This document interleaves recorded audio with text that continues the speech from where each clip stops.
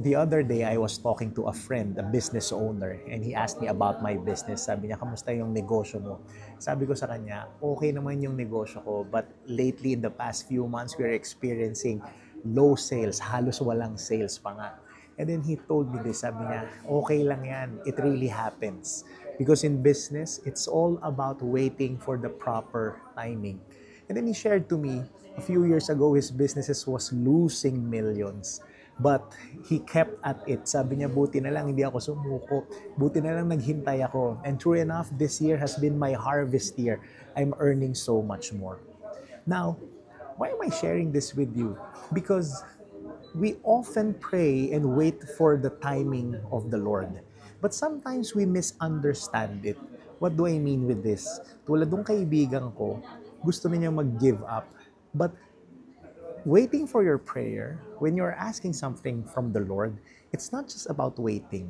It's also about working. It's also about planning, preparing, and putting in the work. Kasi kahit na anong hintay mo sa timing ni Lord, kahit tama na yung timing, kung wala ka namang tinanim, wala ka namang ginawa, ano yung ibe-bless ni Lord? The Lord cannot bless your plans if you don't have plans. The Lord cannot give you a harvest if you did not plant anything.